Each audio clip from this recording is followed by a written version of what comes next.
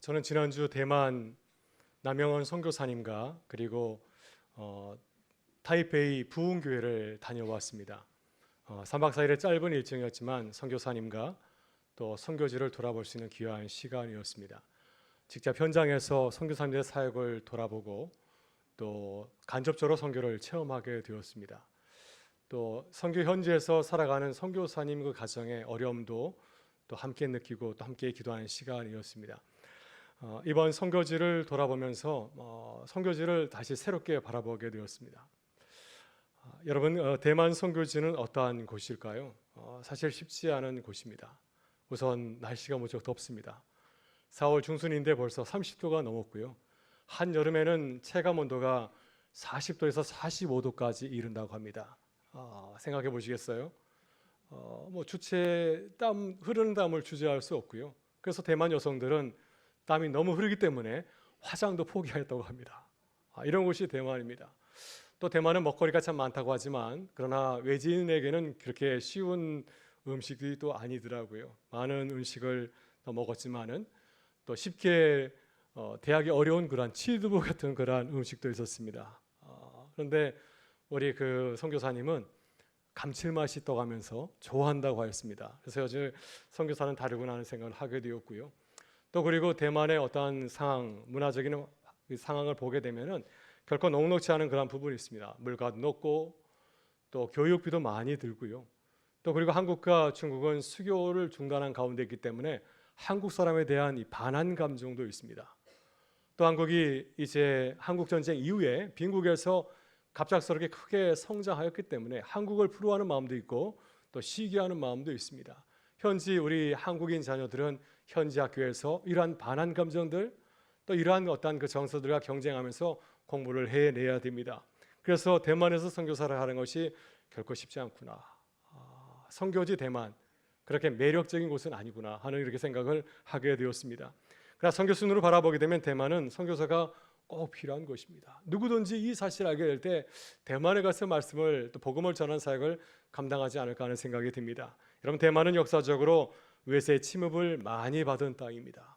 네덜란드의 식민지로서 38년 동안 그러한 시간을 보내게 되었고요. 또 1895년에는 청일전쟁의 패배로 인해서 대만은 1945년까지 무려 50년 동안 일본의 식민지였습니다. 또 대만의 기독교 역사를 바라보게 되면은 네덜란드 군대가 물러가면서 대만의 선교 중단이 무려 200년 동안 이루어졌습니다.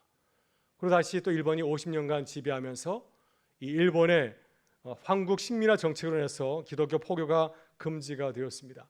1945년에 이르러서 비로소 기독교 포교가 다시 재개되었다고 합니다. 대만은 섬나라입니다. 외세 침략도 받았고 또 태풍과 이 지진의 영향으로 인해서 많은 사람들이 불안한 마음을 가지고 있습니다. 그러다 보니까 대만은 돈과 권력을 굉장히 중시하는 나라이고요.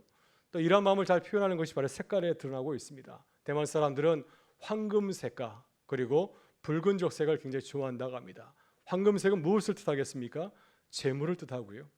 또 그리고 이 적색은 또 악기를 몰아내는 힘을 상징하고 있습니다. 그래서 대만을 여행하게 되면은 곳곳에 황금색과 또 적색으로 치장한 건물이나 또 사찰을 만날 수가 있습니다. 이런 상황에서 대만인들은 종교에 관해서도 혼합 종교적인 그러한 성향이 있습니다. 기독교를 달리 바라봅니다. 일본 사람들은 다신사에 살아가고 있기 때문에 세례를 받는 것을 굉장히 어려워한다고 합니다. 왜냐하면 세례는 모든 신들을 이제 다 내려놓고 오직 하나님을 믿는다고 생각하기 때문에 세례를 받기를 굉장히 주저하지만 세례를 받은 이후에는 이제 독실한 기독교 신자로 살아간다고 합니다. 그러나 대만인들은 세례를 받은 이후에도 오히려 신앙생활을 멀리한다고 했습니다. 이제 내가 세례를 받았으니 하나님께서 나를 보호해 주시겠지 이런 마음으로 더 이상 신앙생활을 열심히 하려고 하지 않고요. 그리고 그 이후에는 또 다른 종교를 살펴본다고 합니다. 또 다른 신의 도움을 받기 위해서 다른 신들을 찾아본다고 하는 것입니다. 이렇게 대만은 참 어려운 나라고요. 또 특별히 이제 대만 타이베이 부흥교회는 많은 성도들 가운데서 대만인과 결혼한 한국인 이 여성들을 위해서 사역을 하고 있는데 대만 남자와 결혼한 한국 여성을 보게 되면 목회적인 돌봄과 또 사랑이 무척 필요하다고 하였습니다. 대만인의 가정은 다세대, 4대가 함께 모여 산다고 합니다. 넓은 집에서 4대가 함께 모여 살면 참 좋을 일이지만은 그렇지 못한 가운데서 좁은 환경에서 살다 보니까 이 세대 간의 갈등도 있고 문화적인 갈등으로 인해서 이 대만인과 결혼한 한국 여성들이 많은 어려움을 당한다고 하였습니다. 그래서 특별히 목표적인 관심과 돌봄이 필요하다고 하였습니다. 여러분, 선교제는 참 어려운 곳이죠. 쉽게 다가갈 수 없는 곳이지만은 선교적인 마음으로 바라보게 될 때 그 땅이 얼마나 소중한 땅인지를 깨닫게 됩니다. 이런 마음을 가지고 선교제를 바라보면서 가게 될 때 선교주에 주신 하나님의 놀라운 은혜와 감동이 넘치게 될 줄 믿습니다. 그래서 이러한 3박 4일의 짧은 일정이지만 대의만 선교주를 잘 살펴보고 돌아오게 되었고, 또 우리 교회가 이 대만 선교주를 위해서 더 많은 기도가 필요하다는 사실을 깨닫게 되었습니다. 또 이를 위해서 기도해 주신 우리 모든 교우들에게 깊은 감사를 드립니다. 오늘 본 말씀은 새로운 선교지 사마리아에 대해서 말씀을 전하고 있습니다. 지금까지 초대교회는 어떠했습니까? 예루살렘에서만 복음을 전하고 교회를 세웠습니다. 다른 지역에 가서 교회를 세울 생각을 전혀 하지 못하였습니다. 그러나 예루살렘 교회는 스데반의 선교 이후에 갑작스럽게 이제 박해가 시작이 되었고요.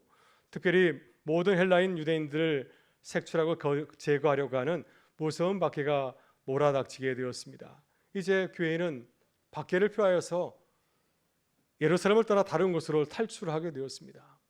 좋은 말로 탈 예루살렘이지만 더 안전한 곳을 위해서 다른 곳으로 도망을 친 것입니다. 그런데 그 이후에 놀라운 일이 일어나게 되었습니다. 그들은 다른 곳으로 도망을 친 이후에 다시 예루살렘에 돌아가기를 기다리지 아니하고 자신들이 탈출한 그곳에서 그곳에서 만나는 사람들에게 복음을 전하게 되었습니다. 그래서 그들이 다닌 곳마다 교회가 세워지는 전도의 역사가 일어나게 되었는데요. 이것이 복음이 예루살렘을 떠나서 많은 지역에 퍼지게 된 교회의 역사이기도 합니다. 이렇게 예루살렘 교회가 박해를 피해서 사방으로 흩어질 때 특별히 사마리아 지역에 가서 복음을 전한 선교사가 있습니다. 그가 누구인가요? 그는 바로 7 집사의 한 사람인 빌립 집사입니다. 그는 사도행전을 통해서 보게 되면 초대교회의 첫 선교사라 할 수가 있습니다. 그런 예루살렘 교회에서 복음을 듣고 은혜를 받은 이후에 이제 집사로 임직을 받게 되었고요. 그 이후에 이제 이 사마리아 지역에 가서 복음을 전하는 귀한 사역을 감당하게 되었습니다. 오늘 주님께서는 빌립의 전도 사역을 우리에게 소개하고 있습니다. 여러분, 우리도 그렇습니다. 하나님께서 우리를 여러 곳으로 보내지 않습니까? 개인적인 일로 다른 곳으로 가기도 하지만 특별히 어려움을 만나서 다른 지역에 가서 살게 되는 경우가 참 많이 있습니다. 우리는 이러한 일을 우연이라 생각할 수가 있지만 돌아보게 되면 우리를 보내신 하나님의 특별하신 선교의 뜻이 있는 줄 믿습니다. 우리가 선교적인 마인드로 돌아보게 되면 우리를 보내시는 하나님의 뜻을 발견할 수 있고, 또 선교사 선교제에 가서 복음을 전하는 것처럼 우리도 마찬가지로 우리의 삶의 자리에서 복음을 전하는 귀한 사역을 감당하게 될 줄 믿습니다. 따라서 이 시간 선교자의 마인드로 빌립의 사마리아 전도 여행을 함께 묵상하기를 바라고, 빌립처럼 선교적인 마인드로 우리의 삶을 한번 돌아보실 수 있기를 바랍니다. 그리고 우리를 향하신 주님의 뜻을 묵상하고 선교사로, 삶의 선교사로 새롭게 다짐하는 귀한 시간 되기를 주의 이름으로 축원합니다. 먼저 우리는 선교사의 눈으로 우리의 삶을 돌아보아야 됩니다. 빌립은 박해로 예루살렘을 떠날 때 어디로 가게 되었습니까? 5절을 보게 되면 그는 사마리아 성으로 내려갔습니다. 그가 사마리아 성으로 내려간 이유는, 가장 첫 번째 이유는 무엇일까요? 그것이 안전하였기 때문입니다.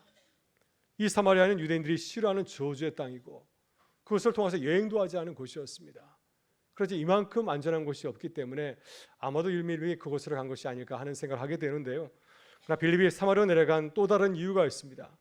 그 땅은 아픔의 땅이기 때문입니다. 여러분, 사마리아는 북이스라엘의 수도였습니다. 근데 북이스라엘은 강대국 아수르의 침공을 받아서 멸망하게 되었습니다. 아수르는 혼혈 정책으로 사마리아 주민들을 다른 곳으로 이주를 시키고 그곳에는 이 아수르의 이민족을 그곳에 와서 살게 하였습니다.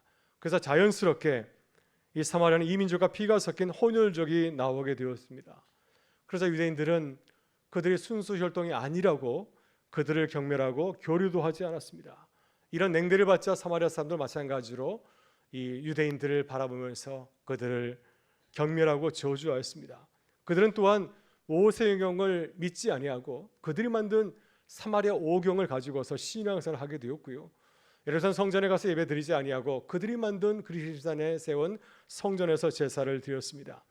또 사마리아는 나중에 유대인들이 바벨론 포로로 생활을 마치고 예루살렘에 돌아오게 되었을 때, 유대 땅에 돌아와서 그들의 공동체를 세우고 성전을 세울 때 아무런 도움을 주지 아니하고 오히려 그들을 방해하기도 하였습니다. 요한복음 4장을 보게 되면 예수님께서 공생의 사역 기간 동안에 사마리아 성을 방문하지 않았습니까? 그때 예수님께서 수가성에 있는 한 여인에게 물을 좀 달라고 부탁하였을 때 이 여인이 아주 의미심장을 대답을 하지 않습니까? 당신은 유대인인데 왜 사마리아 사람이 나에게 물을 달라 하십니까? 이 여인의 대답은 당시 유대인과 사마리아인이 서로 교류하지 아니하고 대화도 하지 않는 적대적인 상황을 잘 표현해 주고 있습니다. 여러분, 빌립은 사마리아 사람들의 이런 아픔을 잘 알고 있었습니다. 궁유의 눈으로 그들을 바라보았고 또 유대인에게 대접을 받지 못하고 상종하지 않은 그들의 삶을 안타깝게 바라보았습니다. 여러분, 예수님의 공생의 사역도 이와 같이 궁유함이었습니다. 궁유함은 어떠한 마음을 말하고 있습니까? 상대방을 불쌍히 여기는 마음이죠. 불쌍히 여기는 마음이 바로 이 궁유함이고 이 궁유함의 마음이 예수님의 사역의 첫 시작이 되었습니다. 또 하나님께서 우리를 바라보실 때 죄로 죽어가는 우리를 불쌍히 바라보셨기 때문에 하나님의 아들 예수를 우리 땅에 우리에게 보내신 줄 믿습니다. 여러분, 그렇습니다. 빌립도 궁유함으로 사마리아를 바라보게 되었을 때 비로소 사마리아의 그 선교가 시작이 되었습니다. 궁유함이 이 바울 집사의 마음을 사로잡을 때 사마리아 내려가서 사마리아인들에게 복음을 전하게 되었고요. 이러한 궁유함의 마음을 가지고서 복음을 전할 때 이 마음이 사마리아 사람들에게 전해지게 되었습니다. 그래서 그들이 빌립이 전하는 복음을 받아들이고 이 빌립을 따르게 되었고 또 그렇게 해서 사마리아 선교가 시작이 되었습니다. 빌립이 궁유의 마음으로 사마리아를 바라보게 되었을 때 성령께서 그를 도우셨습니다. 예수님께서 궁유한 마음을 가지고서 갈릴리 지역을 돌아가면서 놀라운 기적을 베푸신 것처럼 빌립도 마찬가지로 궁유함으로 바라보게 되어서 성령께서 그를 도우셔서 더러운 귀신을 쫓아내고 또 아픈 사람들 또 그리고 장애인들을 고치는 귀한 놀라운 성령의 역사를 감당하게 되었습니다. 이런 사역을 감당하게 될 때 사마리아 성에 하나님의 주신 놀라운 기쁨이 그들 가운데 임하게 되었습니다. 제가 이번에 대만에 가서 남영한 선교사에게 대만 기독교 역사에서 중요한 인물을 소개해달라고 했더니 이 마제 선교사를 소개해 주었습니다. 혹시 마제 선교사를 알고 계신가요? 이 마제 선교사는 신베이시의 단수이 구에 가게 되면 구가 세운 교회와 병원이 있습니다. 마제 선교사의 본명은 조지 레슬리 맥케이라고 합니다. 근데 대만 사람들은 그들식으로 이제 맥케이 선교사를 마제라고 부르고 있는데요. 이분은 의료 선교사입니다. 치과 의사인데 대만에 와서 병원도 세우고 57세 하나님의 부르심을 받을 때까지 무려 60교회의 교회를 세웠다고 합니다. 이 마제 선교사는 선교 외에도 식량을 공급해 주었고 학교를 세워서 이 대만 사람들에게 큰 영향을 미친 아주 귀한 선교사로 추앙을 받고 있습니다. 대만 단수이구에 가게 되면 이 마제 선교사의 동상이 있습니다. 무릎을 꿇고 기도하는 마제 선교사의 모습을 이 동상으로 보여주고 있고요. 또 그 옆에는 이 마제 선교사가 타고 왔다고 하는 아주 작은 그 쪽배를 이렇게 형상화해서 이렇게 만들어 두었습니다. 이 마제 선교사를 보게 되니까 턱섬이 굉장히 길게 이렇게 긴 모습을 하고 있고 또 그 동상을 보게 되면 눈을 잘 조각해서 그 눈에서 이 궁유함의 모습을 볼 수가 있었습니다. 아마 마제 선교사는 이러한 궁유함의 마음을 가지고서 이 대만에 와서 선교를 사용한 것이 아닌가 하는 생각이 듭니다. 아주 오랫동안 57세까지 하나님 부르실 때까지 그 귀한 사역을 감당할 수 있었던 것은 궁유한 마음을 가지고 있었기 때문일 것입니다. 궁유한 마음을 가지고서 대만을 바라보았기 때문에 그곳을 빨리 떠나지 아니하고 그곳에서 학교도 세우고 병원을 세우면서 귀한 복음의 사역을 감당하게 된 줄 믿습니다. 오늘 우리도 그렇습니다. 우리는 우리의 삶의 터전을 어떻게 바라보고 있으신가요? 우리의 일터를 어떻게 바라보고 있습니까? 인간적인 눈으로 바라보게 되면 우리는 도저히 복음을 전하지 못할 수도 있습니다. 쉽게 포기하고 또 내려놓을 수도 있지만은 궁유로 바라보게 되면 우리에게 주신 땅을 새롭게 바라볼 수가 있습니다. 하나님께서 우리에게 주신 뜻을 발견하고 또 우리의 삶의 자리에서 복음을 증거하는 귀한 사역을 시작하는 기쁨을 누리게 될 줄 믿습니다. 다음 우리는 복음의 역사를 바라보면서 기도해야 됩니다. 우리는 복음을 전할 때 세상을 살아가게 될 때 하나님의 역사를 기대하고 신뢰하는 마음을 가져야 됩니다. 내가 복음을 전해도 어떤 일도 일어나지 않을 거라 생각하게 되면 무슨 선한 역사가 일어나게 됐습니까? 복음의 역사를 기도하지 않는데 어떻게 우리 가운데 하나님의 선한 역사가 일어날 수 있을까요? 그럼 우리가 믿음으로 바라보면서 기도하게 될 때 하나님의 선한 역사가 우리의 삶의 터전 가운데 일하는 기쁨을 누리게 될 줄 믿습니다. 여러분, 빌립도 그렇습니다. 빌립이 내려간 사마리아 땅은 참 어려운 땅이었습니다. 누가복음 9장을 보게 되면 예수님께서 사마리아 사람들에게 다가갔을 때 그들은 유대인에 대한 그런 반한 감정 때문에 예수님과 제자들을 반기지 아니하고 환대하지 않았습니다. 그 모습을 보면서 제자들이 그게 분개하면서 이들에게 불을 내려달라고 예수님에게 요청한 적도 있습니다. 그러니 빌립도 사마리아를 바라보면서 크게 기대하지 않거나 선교를 포기할 수도 있습니다. 그러나 그 빌립은 하나님의 역사를 기대하는 마음으로 사마리아 땅을 돌아다니면서 복음을 전하였습니다. 그는 그리스도를 전파하였고요. 10절을 보게 되면 하나님 나라와 예수 그리스도의 이름을 증거하였습니다. 그랬더니 사마리아 사람들이 그가 전하는 복음을 받아들인 놀라운 역사를 일어나게 되었습니다. 12절 말씀을 보게 되면 여자만 믿은 것이 아니라 남녀가 다 복음을 믿고 세례를 받는 놀라운 역사가 일어나게 되었습니다. 본문 9절을 보게 되면 빌립의 전도로 예수를 믿은 특별한 사람을 소개하고 있습니다. 그는 사마리아 지방을 대표하는 아주 유명한 사람이었습니다. 그는 바로 마술사 시몬인데 아주 특별한 그런 마술로 사람들을 놀라게 하고 사람들의 마음을 사로잡고 있었습니다. 그가 아주 놀라운 일을 행하였기 때문에, 아주 많은 사람들의 마음을 빼앗는 마술을 행하기 때문에 그는 스스로 자신을 큰 사람이라고 얘기를 하였고요. 또 사람들 시몬을 가리켜서 하나님의 능력이 나타난 사람이라고 그를 추앙하고 그를 따라왔습니다. 근데 빌립이 복음을 전하게 될 때 사마리아 사람들이 마술사 시몬을 따르지 아니하고 빌립이 전하는 복음을 듣고 받아들였습니다. 지금까지는 나를 따랐는데 많은 사람들이 나를 떠나서 빌립을 따르는 거 보면서 마술사 이 시몬이 큰 충격을 받게 되었고, 이 일을 통해서 그가 이제 빌립에게 나오는 이 전도 역사를 일어나게 되었습니다. 그래서 빌립이 전하는 복음을 듣고 그도 세례를 받는 놀라운 역사가 일어나게 된 것이죠. 사마리아 땅에서 복음을 반대할 것으로 생각했던 그 사람이 오히려 복음을 받아들이고 또 세례를 받는 놀라운 역사가 일어나게 된 것입니다. 여러분, 우리도 그렇습니다. 선교지에는 우리의 삶의 자리에 늘 우리를 반대하는 사람들이 있습니다. 이 마술사 시몬 같은 사람이 있습니다. 예수님의 사역에도 모든 사람이 예수님을 따르고 좋아하는 것이 아니라 예수님을 반대한 무리도 있지 않았습니까? 바울서도 마찬가지로 그를 반대하는 적대자들이 있었습니다. 그래서 우리는 적대자를 바라보게 될 때 도리어 하나님의 역사를 기대하고 또 기도해야 될 줄 믿습니다. 한국 최초의 선교사인 이기풍 목사님도 그도 예수님을 믿기 전에는 예수님을 박해하는 사람이었습니다. 평양 표절이었는데 그는 평양 지역에서 최초로 이제 장로의 신학교를 세운 사무엘 모페 목사님을 굉장히 강하게 핍박을 하였습니다. 근데 그가 나중에 이제 변화를 받아서 세례를 받고 장로의 신학대에 들어가게 되었고요. 그리고 이제 교회에서 보내는 이 첫 선교사로 제주도로 파송을 받게 되었습니다. 여러분, 그렇습니다. 우리는 늘 기대하는 마음을 가져야 될 줄 믿습니다. 하나님의 복음의 역사를 믿고 신뢰해야 될 줄 믿습니다. 아무리 척박한 땅이라 할지라도, 우리 생각은 도저히 복음을 받아들일 수 없는 상황이라 할지라도 생명의 씨앗을 심게 될 때 그곳에 생명의 싹이 올라오는 줄 믿습니다. 이런 믿음을 가지게 될 때 우리가 기쁘게 복음을 전할 수 있습니다. 오늘도 빌립과 같이 그리스도를 바라보고 기대하실 수 있기를 바랍니다. 우리 주님은 죽음의 세력을 이기고 부활하신 놀라우신 분이십니다. 주님의 놀라우신 도우심을 바라보면서 기대하면서 기도하는 우리 모두가 되실 수 있기를 주의 이름으로 축원합니다. 마지막 우리는 성령의 역사를 믿고 확신해야 됩니다. 우린 주의 일을 알게 될 때 성령의 인도하심을 항상 구해야 됩니다.